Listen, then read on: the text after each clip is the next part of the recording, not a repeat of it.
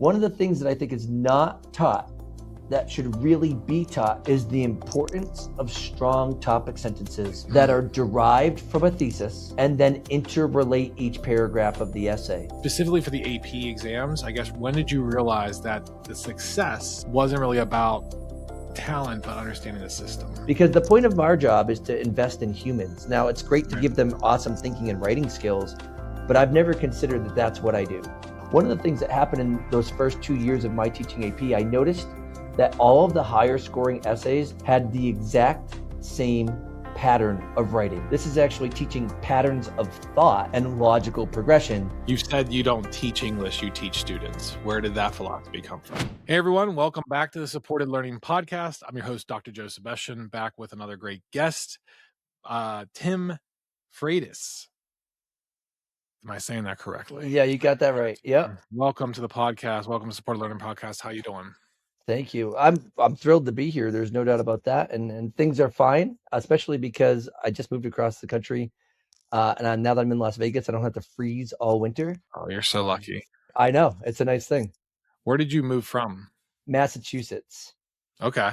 Yeah. Gotcha. Oh, well, you're I think they're going to get pretty hit pretty hard with a snowstorm coming. So. Yep. And I'm not going to miss it at all. What made you move to Las Vegas? So I work at Faith Lutheran High School as an English teacher there. And with what I do with the Garden of English, I'm in a lot of high schools, around the country. And I did some professional development at Faith Lutheran a few years ago. It was the nicest school that I've ever been in. But it also, my two passions for education are Christian education and vocational technical career training. And this particular school offers both of those elements. And I was like, I didn't even know that existed. And so we kind of got on each other's radars, and last year they offered me a job, and I said, yeah, I think that's a good idea. So you're native born Massachusetts, right? Oh, born and raised. I kid you not. I actually sold the house that I grew up in, that my dad grew up in, that his mom grew up in, to move out here. Yeah. I'm from Pittsburgh, so like it's the same thing. Like I got out and then I boomeranged all the way back. So like I live about an hour and a half away from my parents, but at one point we were living in the house with them before we started having kids. And yeah, I'm like, I need to get out too because I can't do the winters anymore. So I hear you. So that's okay. Well, let me introduce you just to our audience. You have a bachelor's in writing, communication, and rhetoric from the University of Massachusetts, Dartmouth. You have a master's in teaching secondary English education from University of Massachusetts, 15 years of classroom teaching experience since 2008, a veteran AP reader, which is interesting to us as well, sample selection table leader and an AP question leader, member of the College Board instructional design team for AP English language and composition, College Board endorsed consultant who trains AP educators nationwide, co-author of the nationally distributed AMSCO AP English Language Composition textbook, and he runs the Garden of English, which we'll get into here in a minute. But wow, a lot of credentials from College Board. Yeah, and it's one of those things where like I consult for the College Board, so I don't work for the College Board, but we consult for them. And, we have a couple graders on our team too for history, and I've been trained obviously at the AP Institute, which I'm assuming that's where you go to train teachers as well.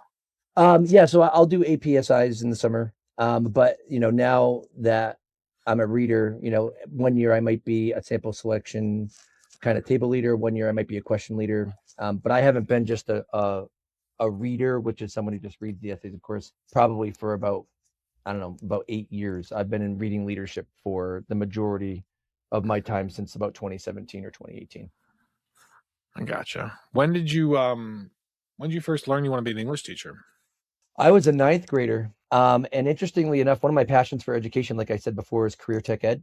And in Massachusetts, career tech ed is like prestigious, right? So a lot of times when I go to schools around the country, they're like, oh, we kind of send kids who don't do school well to the vocational school or to the career tech ed school. Right. But in Massachusetts, it's really hard to get into a career tech ed school. And so I went to a career tech ed school in Massachusetts, and this is when it was kind of half and half. It was beginning to become what it is now. And I was like, I'm going to be an electrician. I don't want to go to college. I don't want to do anything like that. And I had this freshman English teacher, and man, let me tell you, this guy was bizarre. But he was really quirky and really cool. And I realized very soon into starting my electrical trade work, which I did all throughout high school, that I didn't really love getting dirty, to be completely honest with you. And I would come home really dirty. And so I was like, man, that guy is so quirky and he's so inspiring. And he really made me like love reading. Like he was like, let's read Harry Potter. It's big right now, and let's do it. Let's actually have a fantasy course. And I was like, wow, this guy is life changing. And there was another time when um, he told me, I think I got like a B in the first quarter of his class or something, and he pulled me aside and he was just like, dude, you're actually really good at this school thing, but you put no effort into it. If you put some effort in, you could probably like do something great.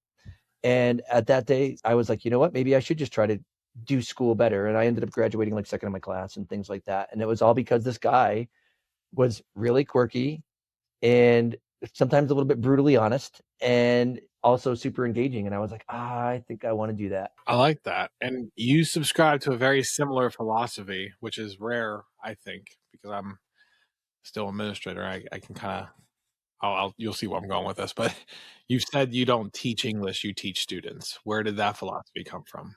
Well, it's funny because a lot of times people are always asking me like, "What do you teach?" And I'm like, "Students," and they're like, "Yeah, but you know what I mean." And I'm like, "Yep, humans. They breathe, they have emotions, all these things." I think that I don't know how to teach any other way. Like I have a really good friend who's an excellent teacher who's like, "Tim, I just got to cover my content, and it is what it is." And for me, I'm like, I get to hang out with some of the coolest people I've ever met for 190 days straight. And then when they finally graduate, we can hang out some more when they do awesome things. And I have students now that are former lawyers. I'm sorry, former students that are now lawyers. Right. I have students who are super successful doing really cool things or traveling different places. I have a student who was a nuclear scientist who decided that she wanted to just go live in Australia and China and kind of like work on a farm. Those are cool stories to have. And then when they come back around and they contact me and they're like, hey, we're here. Can we hang out? I'm like, yes, we can. Because the point of our job is to invest in humans. Now, it's great to give them awesome thinking and writing skills, but I've never considered that that's what I do. I invest in the character of kids. And in doing so, I then hopefully teach them how to think and write pretty clearly. I love that because that's honestly, I mean, I struggled with the first year was I was teaching middle school social studies, and I thought my personality will get me through. I could tell really cool stories. Then I ended up teaching in inner city DC the second year. Did not know classroom management. I got a really good lesson in that year, but my third year was teaching IB history of the Americas, and it's really where I transformed into my philosophy that I think is similar to yours, where we had to teach writing through history and really actually have those really important connections. And kids don't care until they realize how much you care, right? You have Right. to it kind of meet them there almost more than halfway. So it sounds like you teach from a system of passion. But specifically for the AP exams, I guess, when did you realize that the success of AP Lang wasn't really about talent but understanding the system? Yeah, so that was interesting because I actually was given my first AP Lang class when I was 23 years old, 24 at the oldest. But the reason why was because I had a rhetoric degree and AP Lang was a rhetoric course. And Right. so they were like, Tim, why not do this? And my first 2 years I taught AP Lang, and then I also picked up AP Lit. And I realized that I had already read way too many AP papers, right? Hundreds and hundreds, and then going to the APSIs that I was attending and scoring papers and reading my own papers and reading the samples that were released online. One of the things that happened in those first 2 years of my teaching AP, I noticed that all of the higher scoring essays, no matter what the topic in AP Lang or AP Lit, had the exact same pattern of writing every time. And I was like, oh, gee, they all follow this particular pattern. And then I went and I looked at my graduate work because I started my graduate work when I was like 24.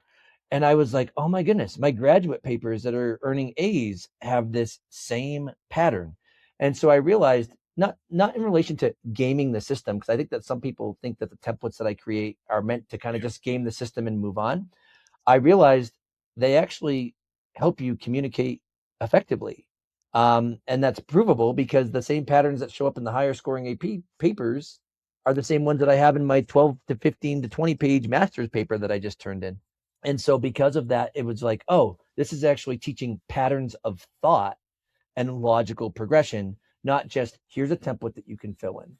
Um, and it's funny because it's so misunderstood, because there's even a book out there, I can't remember who wrote it, but the author actually uses my YouTube videos as an example of kind of being like not teaching kids to think, essentially. And I'm like, what are you talking about? Fill in that template with anything that's actually sensible, and you would be like, I just wrote a great sentence. It's good thinking. You know what I Right.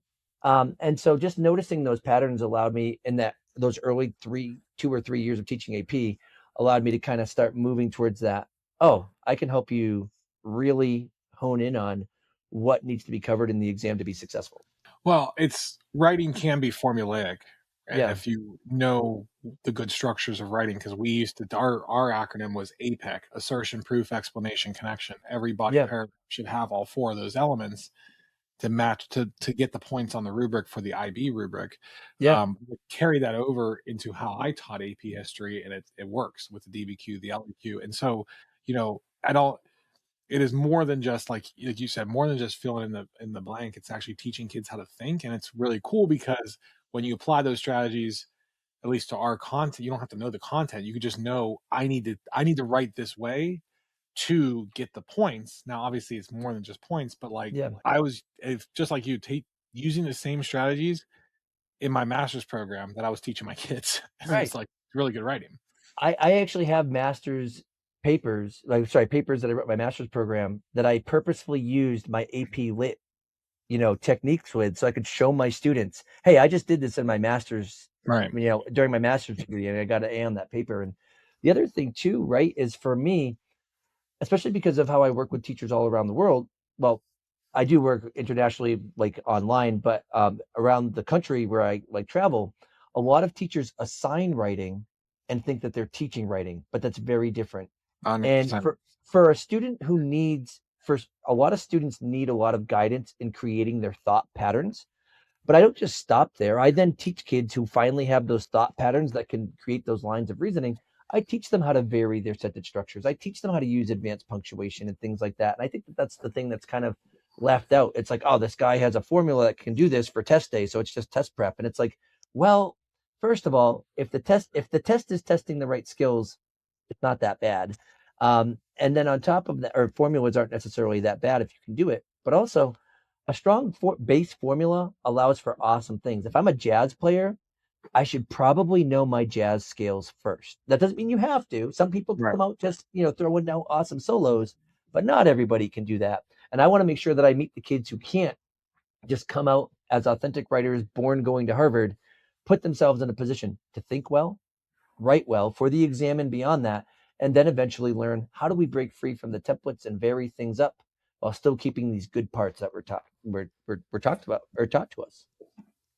Yeah, I definitely can relate to that because the AP history, 60% of the test is writing, or the Yeah. grade comes from the writing. And what history teacher do you know spends 60% of their classroom instructional time thinking, evaluating, writing? They'll assign a DBQ for homework or a project, and it's like, well, that's not how it works on the exam. Not Yeah. only that, they're not spending that time to teach that. But you decided to form the Garden of English. Tell me about that. Like, what were you trying to solve with that? Yeah. So what happened was, in about 2012, I started, getting involved in online Facebook communities for AP English language and AP English literature and things like that. And I would consistently submit, just materials out to people and whatnot. And I would also give my phone number away freely, which I still do. Wait, still do. That was superfluous. Forgive me. But I still do. I give myself phone number out all the time. And I have no problem having a phone call with anybody about anything English. It doesn't bother me, particularly teachers, of course. I don't just give my phone number out to students or anything like that. But Right. nonetheless, what ended up happening was, one week, my wife was like, actually said to me, she said, Tim, you've answered the same question this week 5 different times in 5 different phone calls.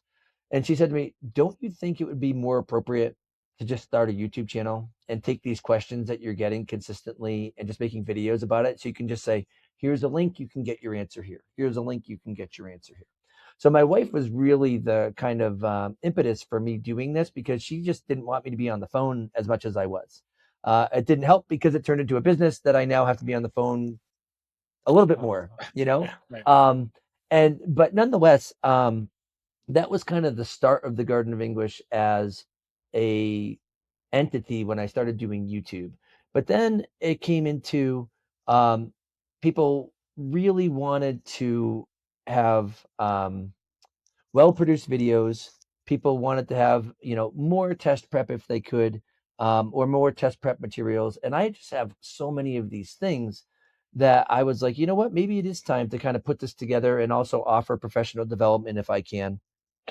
So I started offering professional development, and then the rest kind of comes from there. And then when you can run good PD, I mean, you're an administrator, you know how much PD actually out there is that's out there is not good, right? Yeah. And right, and they charge an arm and a leg. Well, fortunately for me, with the Garden of English, I have like 3 to 5 consultants that regularly work for me, 2 that are like the first 2 people that I call.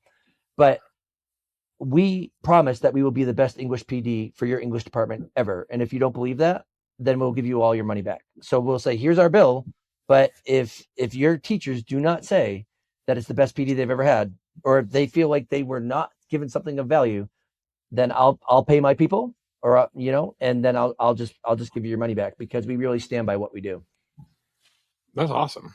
Have you had to give any money back? Never once. Nope. That's amazing. No, I've been doing this. The Garden of English has been what it is for 5 years. And I actually got a call from a administrator 2 years ago in Washington, and he was like, "Just wanted to let you know, I just went to an administrator conference, and I told every single curriculum coordinator, if you're not working with the Garden of English, you're just not doing it right." And I wasn't even the one that went up there, so I don't want anybody to think that I'm like some pretentious jerk or whatever. Right. I sent another one of my colleagues up there, and just absolutely glowing reviews. And then the next year, I sent my other colleague up there, same exact thing. How valuable could this be? And that's why we stand by what we do, because we also offer the lowest prices for PD as well. And as you know, as an administrator, you want to get good PD. And so now that's what we do. We're just really small, Right.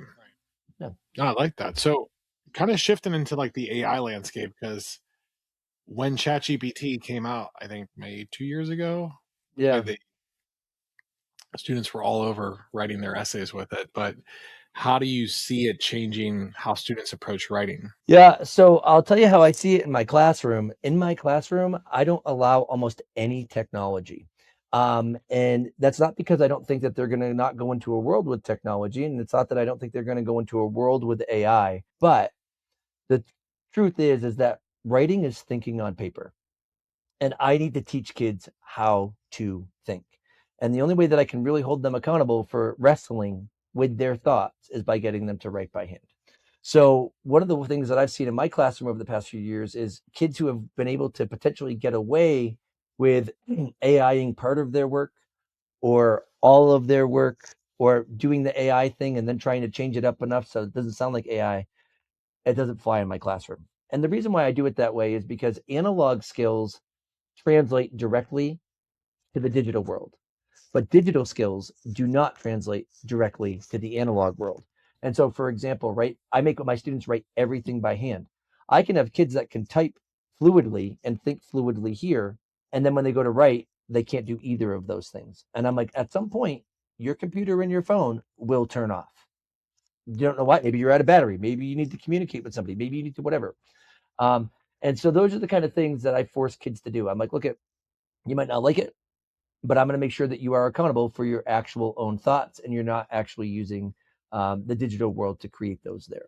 I'm not scared of AI in relation to how it can help adults be more productive at times, but I will tell you that I am scared with how kids are so willing to outsource their thinking to AI platforms or any type of electronic help. And I really kind of wish that our culture took our AI book from the Jetsons, because AI and the Jetsons did their laundry, cooked their food, cleaned their dishes, and the humans could still be humans. They could write, they could think, they could create, they could do art. And instead, we're kind of like, here, we'll let the AI write for you. We'll let the AI create all the art, and then we'll just turn you into little minions who go work at a factory or something like that. And I'm like, I think the Jetsons had it right. I was just having that thought in school as well of how we're just outsourcing critical thinking now with Yeah, ChatGPT. There's no, we just accept the answer as our truth. But I really like when you say about putting pen to paper because we are writing argumentative based essays, and I get a lot of kids that come into our program or the parents like they're a good writer, and I'm like, probably a narrative based writer, maybe yeah, persuasive based. I doubt argumentative based because there is a formula like we mentioned, having that yeah. evidence and analysis there. But I realized like if when kids would debate orally, they can get their points across. But when it comes to that pen and paper, you're so true about that. The analog style, they are not arguing the same way they would if they did orally, and just allowing for those kids to do it. I love what your thought process on pen and paper because I agree with you 100%. It it's one of those things where the last two schools that I've interviewed at, I've been asked, what do you want kids to learn about technology in your classroom? And I've said what to do when it turns off, because that's when we're actually human. And if you think about the first question you asked me or the first thing you brought up when you were like, tell me about this idea of you teach students, you teach humans, right? I want the humans to be human in my classroom. And if that means they have to make mistakes, they are welcome to make mistakes. If that means that I have to read their hieroglyphics, I have inner Sanskrit up here somewhere. And that's okay, because that's part of what makes us human. And the idea of everything needing to be more efficient and whatnot, life is messy, thinking is messy, and being human and growing together is not this efficient process. It takes a lot of trial and a lot of error. And just doing things fluidly on a computer that squiggles things for you when you mess up is not the trial and error that I need. In fact, it's distracting. They can't even get through their whole thought because they realize that there's a red squiggly line there and they want to spell the word correctly, or at least right click to get that red squiggly line gone. And then their thought's entirely gone. And I'm like, no, I needed your whole thought out there, then Right. we can fix it, things like that. Ironically, my iPad died with my questions on it, so now I'm like, I'm like, I don't know, Beautiful. but What to do when it turns off, right? what to do is just go get another device. So it'll just charge it back up. So, okay, so you're actively a grader for College Board, lead table reader, and I guess you know but we just talked about it, right? The College Board, they're going digital. AP exams are going digital, and what do you see where it's heading in terms of how they're redesigning assessments today? How do you think AI is going to factor in potentially to grading? Yeah, I'm not entirely concerned about AI in relation to becoming like robo readers. Like, I know that the state of Texas kind of like does their AI reading for their state tests and whatnot. Or sorry, I should say I have heard such things from my Texas colleagues. I'm not in Texas, so I don't know that to be entirely true, but I'm pretty sure that's true because I trust my colleagues. But um, in terms of the College Board and whatnot, I never have presuppositions about the College Board being this maniacal, money hungry machine. Um, I don't, and I know that a lot of people do because it's $90 per exam, and there's an exam cancellation fee, and there are those types of things, right? And I know that their executives get paid a lot of money when they release their public statements and whatnot. But the truth is I don't hold those presuppositions or even suppositions or assumptions, because I've been on the backside and I've seen how much work we have put in as readers to select the best samples we can based on a rubric, and we talk those out like humans. So at the level that I've seen here, when I'm with my table, if I'm a table leader and I'm talking to the people that read with me and whatnot, it's a very, very human process that I think everybody understands as some of the best professional development you could ever be involved with. Everyone says. And I honestly think that if the College Board wants to have any grace with the teachers that support with what they do, they will not take the best PD options available away Right. from them. Otherwise, there might be some sort of like a figurative lynching or something like that. What do you as a table leader, as a question leader, What do most teachers who've never been in those rooms don't understand, or they fail to understand about how essays are actually evaluated? I can't answer this question as clearly as you want just because of what I'm allowed to say and what I'm not allowed to say. But what I could tell you is this. I think that there's a lot of questioning the process shouldn't necessarily be, well, hold on. It's great to ask questions about like what's going on, but it's one of those things where these tests have been normed and analyzed statistically for years and years and years and years. They consistently fall within a margin of error, a statistical margin of error. So, of course, does that mean that there are errors that might be made with any type of scoring? Sure, but that's expected when you have that much of a volume of something. I have learned to trust the process because the truth is that in the way that readers are trained and the way that readers talk about things, it's very seldom, it's quite seldom that there's a huge discrepancy between any given score. Just because of how, I don't know, like, have you ever seen Severance before? Yeah. Okay. So in the show Severance, right, when they're in the severed layer and they're trying to talk about putting numbers in the bin, like, oh, the numbers kind of like stick out and put in the bin. It comes to the point when we're so well trained and we know what we're looking for because we have experience Right. that you just like that this fits these qualities of the rubric and you don't have to question it. And that happens every single year. People are normed, and there's ways to actually check to make sure that readers are normed. And then reading leadership follows through with that. So if there are abnormal numbers, things are checked, right? And so I think that a lot of people think that it's kind of like, oh, someone read your paper and then just threw it out the back, right? And it's like, no, we know what the statistical margin should be. We know what these things should be, and they're checked and they're focused on. And I think that that's one of those things that I think everybody's had that one student, or maybe more than one student, who they thought was going to get a 5 and got a 2. And it's like, how? How is that possible? And it might be part of the margin of error, but it also might be that any given test day, a student can have something go wrong. Maybe they got in a fight with the boyfriend or girlfriend that morning. Maybe their car broke down on the way to school. Like maybe there are so many things that can happen on test day. And to just kind of know that in those rooms, we really care about putting our best effort to knowing the rubric, applying the rubric fairly, and checking for anomalies, I think is one of those things that I think teachers would want to know. On that same line, what is the rubric reward that most classrooms don't explicitly teach? Is there something that we're not teaching that should be taught? Yeah, actually, I think so. On the English side of things, right? Mhm. So the rubric for AP English has a thesis point, an evidence and commentary point, and a sophistication point.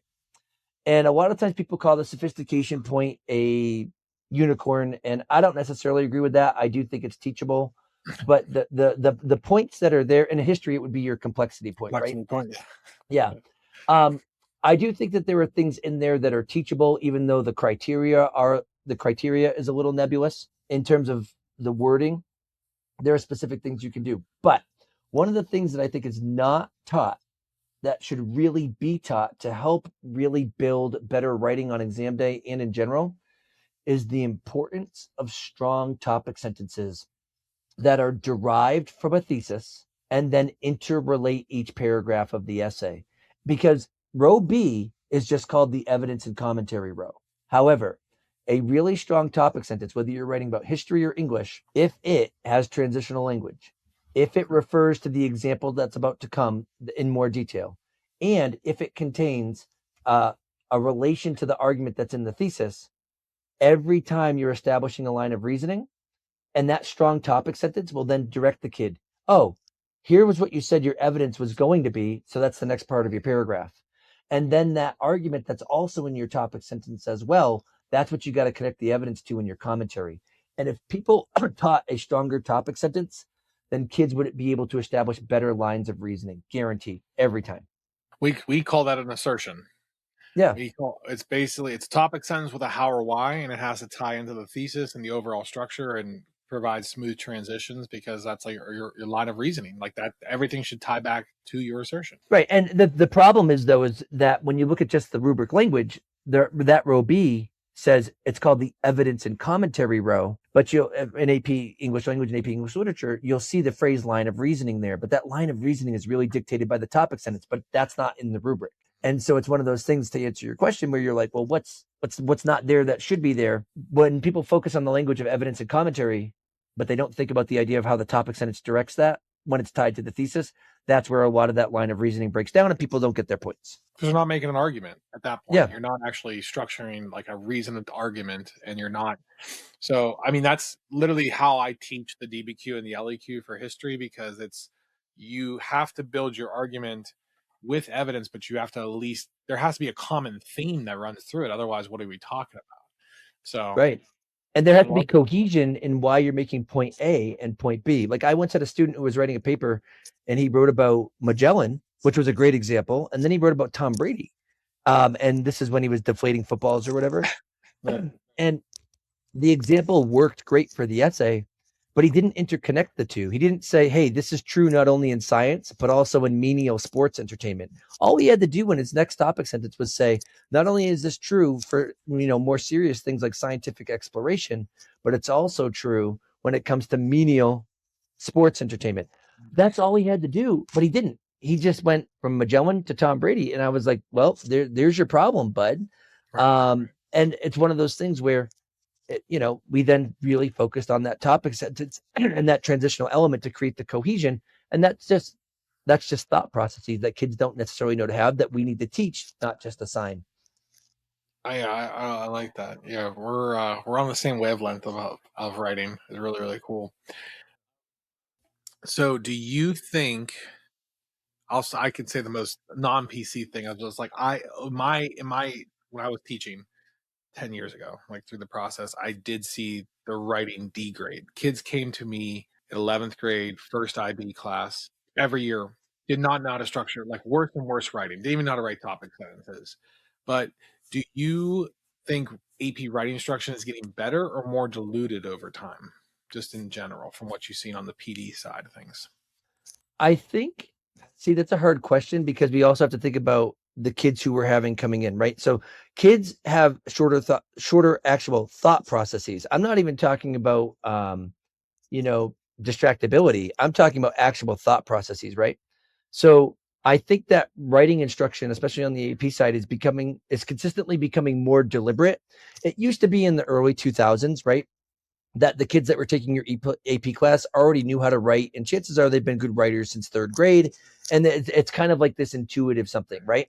Now that there's this AP for All initiative, which really started picking up speed, probably in my mind, I started really noticing it in like 2010, let's say, where it was like, hey, let's actually try to tear down a lot of these gatekeepers. Um, we now had to scaffold writing a little bit more. So I think that writing became less assigned and more intentional. But we also had an entire group of teachers who were used to assigning writing as opposed to teaching writing. So now I think we're finally moving towards the end where we have a lot of teachers who are ready to start teaching writing to these kids that are in AP classes. But we now have a demographic who has more choppy thought processes than they did in 2000. So it's one of those things where now that the teaching is getting better, I'm not saying the students are worse. I'm saying the students are different in their ability to process their own thoughts. And so now, what if we had the same kids in that were taking this test in 2000 with the actual scaffolded writing instruction that we really focus on, that I do think is getting better? I mean, I really think that the kids that were already born going to Harvard would be like, oh, we're going to go to Harvard and we're going to make a new one on the moon, like, and what they're able to do. So the question that you asked is a little bit complex because I do think writing is getting better. Sorry, the instruction of writing is getting better, but we have to use that scaffolded instruction to do more remediation than in the past for kids who are actually still intelligent, but just not as fluid with their ability to communicate their intelligence as they apply their arguments or their analyses or things like that. I love that. Yeah, that's good observation. It's like our thoughts are fleeting with how everything's been hijacked now with reels, TikToks, all that kind of stuff. I'm like, I said, and that's the thing with AI and the thing with our attention spans. Like every piece of information is out there. That literally kids can learn more now than any. Like you have the ChatGPT, for example, could teach you, but if you don't know how to evaluate the information you're getting, you know how to think critically, and kids don't even do that, right? It's not even worth getting there in terms of, And so. it's almost like they don't even want to.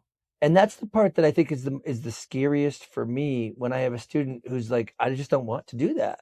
And I'm like, well, what do you want to do? And I once had a student say, just scroll on my phone.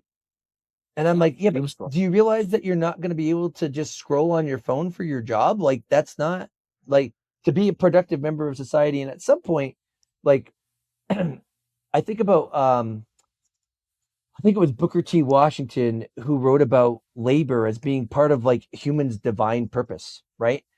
He had that piece where he was like, put down your buckets where you are, and and kind of dig in. And unfortunately, I don't think that the majority of students realize, oh, wait a second, if I put the labor in now, it'll actually allow me to do the kind of more leisurely things that I want to do later on in life when I'm an adult. And that's the problem because I have so many students who think that, oh, I'll take care of that when I'm an adult. I'll take care of that when I'm in college. And I tell them, if you don't have the discipline to do this now when you're living with your parents who care about your grades and are calling me and whatever, when you're at college and you have that video game system right here, and there's no one telling you to go to bed, and there's no one putting a time frame on it, you're not going to just miraculously change. That's not how it works, you know? Same thing with critical thinking. And so these are the concerns that I see with my students, and I try to articulate to them. And one of the ways that I deal with that is I say, we're going to read almost everything in class, and we're going to write everything in class, and I'm going to make sure that you're not on a computer while you're doing it. And then they don't love it at first, but it's funny because last year I had a student who was a senior for me, and she asked me if she could handwrite her major like 8 to 15 page paper. And I was like, you want to handwrite that whole thing? She said, absolutely. I really don't want to do it any other way. And I was like, I'm in. I am in. So if she asked me to do it like tablets, like Moses style, I would have let her do that too. The chisel and the stone, you know? There you go. Take a little longer. Yeah. Uh, Before we get into rapid fire here to wrap this up, I'll leave you with this, something that my accountability coach when I was building my business gave me, and that's always stuck with me too. And kind of like when you're caught into this, I think it's something you could pass on to your students or anyone, is that really you're either creating or you're consuming, right? We're either creating something, we're building towards something, which is that's what we're all humans are put on the planet for, to create something, Yeah. or we're engaged in consumption. And I think our youth right now are way that, and not that consumption is always bad, Right. right? We can still consume and enjoy, but everything in moderation. And I think that lever is way over on the consumption rather than actual creation. And so Yeah. building critical thinkers is something I'm very passionate about too. So it sounds like you are as well. Well, I actually told my students this year, I said, look at you are purposely by culture, right? I said, you are purposely, we were reading, actually, sorry, but let me preface this. We were reading The Pedestrian by Ray Bradbury, which is what inspired Fahrenheit 451, which is very much about consumer Okay. culture and whatnot. Right. And I said, you are being, I don't want to say the word groomed because I understand the connotations that come with that, but I'm like, as a generation, you are being groomed to be functionally illiterate. And the reason why is because the more functionally illiterate you are, that doesn't mean that you can't read. You can read the sign. You can, do these things. But the more functionally illiterate you are, particularly in terms of your deeper reading comprehension and your critical reading skills, the easier it is to make you more of a consumer. And the more of a consumer you consistently are, the more you are purposely giving your money away to somebody else who decided to be a creator, who is not Right. functionally illiterate, but knows that it's better if you are. And I'm not saying this to be like I hate capitalism or anything like that. No, if there are problems, people solve problems and they should be paid for that. I enjoy that, right? But when we see this problem of a actual promotion of functional illiteracy as the under the guise of entertainment, just so we can have more consumers to line someone's pockets, that's a scary thing. And I'm like, you have to realize that most people don't recognize this, and I want you to. And that's why we have Fahrenheit 451 and 1984 and Brave New World. Unfortunately, those books were supposed to be warnings, but it seems as though culture is using them as guidebooks, and that's the part that's scariest to me. Well, it's why we can have the Congress could have the lowest approval rating of any branch of government, but yet almost all of them retain their seats. Yeah, We have, there's other structural systematic issues there, but it's why we, is power kind of begets power. Like we want to stay empowered, and blaming someone else, causing something else to happen, giving someone else a reason, distraction, and just consume, consume, consume, and not. If a nation of critical thinkers is really dangerous, Yeah. right? And for people in power, that is Yeah. like that. There might challenge the status quo. So, yeah, it's great talking to you. I want to end with a rapid fire and then allow you to promo some stuff as well if you're game. Oh, I'd love to. All right, Tim, just first thing that comes to mind, no explanation necessary unless you want Got to. it. So rapid fire round. So most overrated writing advice. Make kids write more. And I'm going to give an explanation. I hope you don't mind. And the reason why is because if kids are writing really crappy stuff and they just consistently write really crappy, Yeah, nothing's getting fixed. Yeah. I got you. One thing students overthink in their AP essays.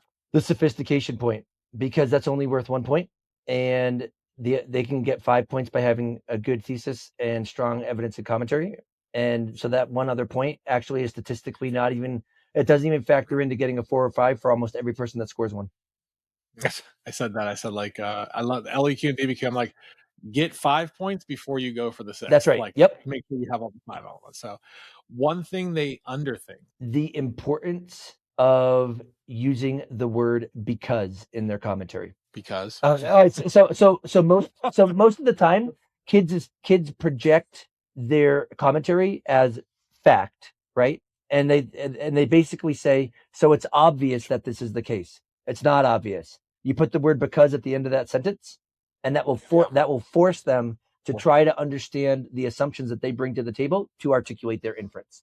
Or any cause and effect language, because, since, consequently, right. Due to the fact that, so that, therefore, anything like that. Best place to earn easy points on the AP Lang exam. The thesis point is low-hanging fruit. I once heard it described that it hangs so low that sometimes it grows on the ground and it's actually moldy. The easiest points to earn are there. And then if you can even just produce a summary of evidence, you'll get at least 1 point in Roby. Oh, one other one, synthesis essay in particular. Make sure that you cite at least 3 sources to get above a 1 on Roby, because they're up to 4 points. And you can't get a 2, 3, or 4 unless there are 3 sources that are cited, and kids sometimes overlook that. Nice. Yeah. Nice. And then one sentence every AP student should hear in August or September when they're starting their journey. Good writing is rewriting, and good writing is precision writing. So that's 2. Love it. That's okay. Okay, cool. Well, Tim, I appreciate it. I know you just moved across the country. You're starting like new school. You got all kinds of things going on, and it's almost the start of AP season. So I appreciate you carving out a little bit of time to make time for this podcast. If people are interested in learning more about what you do and want to find you, like, can you share anything with our audience of where to find you? Yeah. So can I actually tell you what I have that could probably service them too, or no? Yeah, no problem. Go ahead. So you can go to thegardenofenglish.com. That's much more like teacher-based, though. There is stuff that students can access there as well. But that's much more like, hey, how do you contact us for professional development? Or I have a files and resources page where almost all of the resources are free. Not all of them, but almost all of them. If you want to look for a lot of free resources that I have YouTube videos for AP Lit and AP Lang. I have playlists on both of those for how to write each type of essay and each part of every type of essay. And honestly, if you watch a playlist, it goes all the way from how to break down a prompt, how to write a thesis, how to write topic sentences, how to write evidence, how to write commentary, how to write conclusions for every type of essay there. So YouTube is a great place to find Garden of English stuff. And I ask that people just tell their friends, because AP Lang is the largest AP exam, right? But we have 32,000 subscribers. And yet I go over to my dear friend Heimler, who's got like 1 million subscribers in the AP histories. And I'm like, the AP histories aren't as big as AP Lang. How come I can't get a couple of those subscribers here? Come on, everyone likes social studies more than English. No, honestly, right? No, it's true. And actually, for us, our content are our skills, and I understand that. It's not one of those things where I can say I know that this is what's going on. Compliment each other. I think it's the 4. So we're the 5 biggest, right? So it's Lang, US, World. Is Lit still up there? I think Lit has actually moved to 5 or 6. Because I think bio jumped in. Bio's gone up. Yeah. Psych is getting up there too. Yeah. More and more kids are taking psych. So For okay. Sure. Yeah, we're in the top, so it's the most. But it's Yeah. What? Anything else? Yeah, sorry. There's one other thing that I want to actually just share is that one of the few things that Garden of English sells, right? Because normally we do workshops for teachers and we do professional development, but one of the few things that we actually sell to teachers and to students is called Lang support, and that's actually an interface that we built where I made videos that deal with all of the content for the course and exam description for each unit. And then there are 20 multiple choice questions to practice with. There are 2 practice exams that you can actually take and self score and self evaluate with. I had students write samples and I put scoring commentary in there so you know exactly why these essays score what they are. Um, and there's just a lot in there for kids. And a lot of times kids are like, I want to get like a 5 steps to a 5, or I want to do Albert IO, or I want to do a lot of these other things. Well, first of all, we're a really small business, right? And so we appreciate what, any support that we can get. But on top of that, like, I don't know that this could be more comprehensive. And then for the teachers, we paired up with my dear friend Beth Hall from Coach Hall Writes, who's like another lead YouTuber for AP English Language. And we even provided courses for how to teach rhetorical analysis, how to teach synthesis, how to teach argument. And so the price for what those do is very, very low for everything that's in there. For the student stuff, there's over 3 hours of videos for them to help learn their AP content, and there are worksheets for them and everything like that. And it's like $20. And then for teachers with 8 hours, sorry, she had 5. I think there are over 8 hours of video in total for about teaching AP Lang, and they can give out my videos for their kids for the test studying and the multiple choice and everything. It's like $125 a year, or they could buy it outright for $300. Or sorry, Oh, okay. they could buy it outright for $350, and then they never have to Right. pay again. So Yeah. we really tried to make this affordable because she and I put over 2,000 hours a piece into what we do, and it's one of those things where it's like we can't give it away for free, but we can try to give it away for something that I think is of a significant value. And as an administrator, when you're buying educational resources, a lot of times that price gets jacked up, and that's just not how we roll. We serve Yeah. teachers, we serve students. That's what we do, and that's what we want to do. But we also have to make sure that I've got 5 kids. I got to pay for 5 kids, and so that's one of the ways. And a private school teaching job, it's fine, but it's not going to pay for all the 5. Right. Right. Right. Entirely, especially if I wanted my wife to stay home. So those are just things that I I wanted to just point out. love that. And if it's okay to put that out there, that's great. No, If you prefer not. absolutely. We'll discuss after recording this too about how we can also help promote you. So, but Tim, I appreciate you very much for being on. Thank you so much. Good luck this year, the rest of the school year. Enjoy Las Vegas. Enjoy the sun. It's one of my. I got married. I eloped in Vegas with my wife. We have 3 kids, but yeah, yeah, absolutely. So, enjoy it because I'm very envious of the vitamin D you're getting where I'm. All right. Thank you so much. Thank you all for joining us on another episode. We'll see you next time.